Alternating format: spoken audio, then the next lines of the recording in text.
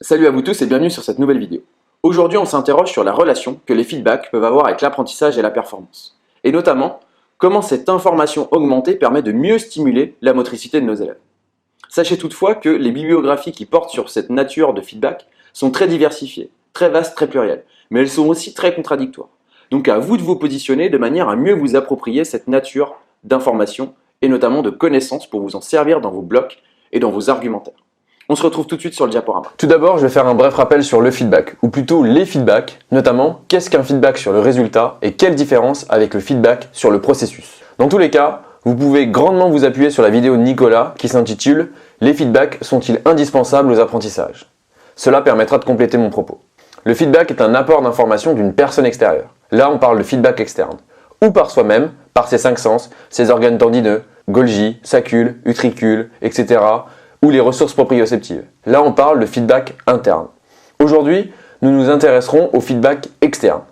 Il y a alors les feedbacks externes liés à la connaissance du processus, qu'on appelle souvent KP, et ceux liés à la connaissance du résultat, qu'on intitule KR. Par processus, nous entendons les démarches qui permettent d'atteindre un résultat. Par résultat, nous entendons le produit de quelque chose. Finalement, le processus conduit toujours au produit, c'est-à-dire au résultat. Si vous avez du mal à suivre, prenez l'information sur le diaporama qui sera schématisé et donc plus simple à comprendre. D'ailleurs, à titre d'exemple, si je réalise un tir au panier en basket, le feedback sur le processus, c'est-à-dire KP, sera par exemple « Excellent travail », notamment si on veut valoriser l'élève, ton coude est bien placé, tes mains sont correctement positionnées, l'extension complète te permet de mettre de la force dans ton tir. Là, on est donc sur un feedback externe, plutôt positif, qui est lié au processus, c'est-à-dire à la manière de faire. Tandis qu'un feedback externe, toujours positif, lié au résultat, serait par exemple « Très bien », encore une fois pour le valoriser, tu as marqué ton panier. On comprend alors que le feedback lié au résultat est plus facilement pris en considération sans intervention extérieure. Néanmoins, cela dépend grandement de l'activité. En gymnastique par exemple, souvent les élèves demandent « Est-ce que j'ai réussi monsieur ?» Preuve d'une connaissance sur les résultats, c'est-à-dire d'un feedback interne lié au produit qui est non perceptible par rapport à leur niveau. Cet éclairage étant réalisé, revenons à notre étude et à la démarche de Wolff qui met en avant les feedbacks externes sur le résultat de la tâche. Wolff met en œuvre le protocole suivant.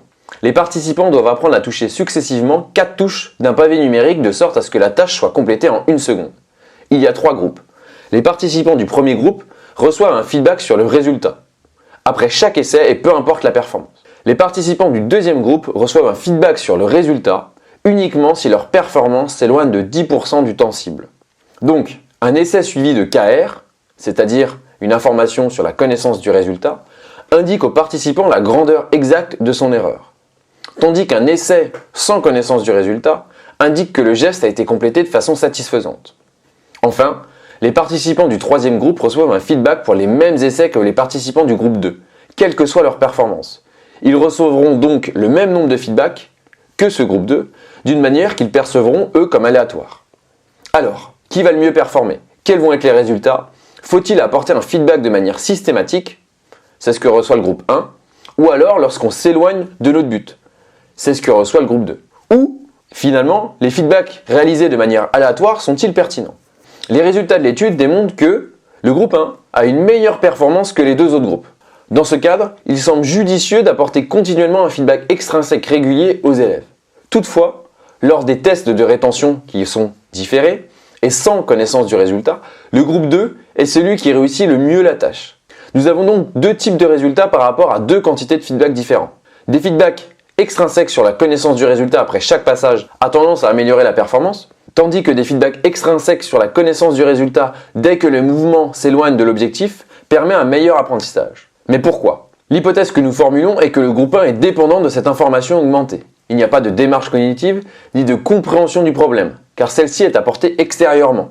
L'élève régule alors son mouvement, l'accélère, le ralentit ou le corrige, car c'est l'information apportée extérieurement qu'il exécute naïvement. Le groupe 2, lui, perçoit le sentiment de se rapprocher du temps cible à mesure qu'il ne reçoit pas de feedback. Donc il intègre, consciemment ou inconsciemment, le mouvement et ses caractéristiques. Il y a alors une forme de réflexion et d'appropriation du mouvement, et aussi de régulation ponctuelle en lien avec le feedback apporté. Finalement, une réduction de la quantité de feedback est positive à l'apprentissage, tandis que une certaine quantité de feedback est positive à la performance. Trouvons alors le juste milieu entre un élève qui serait plutôt autodidacte et un élève qui serait bien trop guidé par nos régulations. Comment utiliser ces connaissances? Vous pouvez les utiliser en synthèse ou éventuellement en thèse. Dès votre thèse, nous vous conseillons d'expliquer en quelques lignes qu'est-ce qu'un feedback et quelle est la fonction du feedback extrinsèque. Puis, vous montrerez que la fréquence des feedbacks a un rôle important dans l'apprentissage des élèves. Trop présent, il améliore la performance, mais nuit à leur motricité sur le long terme, tandis qu'apporté de manière plus ponctuelle suivant le résultat de l'élève, et notamment suivant le décalage par rapport à sa performance, il semble bien plus pertinent pour permettre aux élèves d'apprendre et de prendre en compte leur feedback interne via cette démarche intellectuelle. Finalement, ils interprètent leur propre feedback.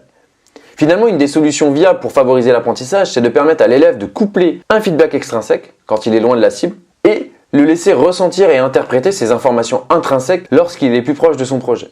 On a d'ailleurs des auteurs qui permettent de démontrer ça, on vous les expliquera sur une autre vidéo. Toutefois, comprenez bien qu'il y a aussi énormément d'articles scientifiques contradictoires sur l'impact, souvent négatif, des feedbacks externes sur l'apprentissage. Bien souvent, ils considèrent que ça crée une dépendance trop forte de l'élève à celui-ci, ou sur la nature du feedback qui a des impacts négatifs sur la motricité. Enfin, dans la pratique, le feedback qui améliorera l'apprentissage, d'après Wolff, est celui qui replacera l'élève sur le bon chemin, mais qui le laissera expérimenter ses actions sur ce dit chemin. C'est le cas par exemple en natation de vitesse, où l'indice de nage, c'est-à-dire le temps plus le nombre de coups de bras, est un indicateur fiable pour permettre de guider l'élève. Après, laissons-les expérimenter. Faut-il qu'ils réduisent le nombre de coups de bras? Faut-il qu'ils augmentent la vitesse pour baisser le temps? Finalement, l'élève va tourner plus rapidement les bras et ne pas tirer plus d'eau. Ou l'inverse. Et c'est à partir du moment où il s'éloigne bien trop de l'objectif qu'il faut le guider. Ainsi, en conclusion, sur quel sujet se prête le mieux cet article afin de le défendre? La performance, l'apprentissage, la motricité, l'habilité, la technique, l'activité de l'élève, l'intervention de l'enseignant. Bref, les feedbacks sont globalement des passe-partout à partir du moment où la réponse est reliée au sujet et que vous montrez la spécificité du feedback. Rappelez-vous que Wolff, tout comme Concours EPS, ne détient pas le savoir. C'est à vous de faire votre propre conception, car plus vous regarderez nos vidéos, plus vous comprendrez que le concept de feedback est encore en plein débat. Voilà, fin de la vidéo. J'espère que ça vous a plu et comme d'habitude, nous sommes disponibles pour répondre à vos interrogations. À bientôt.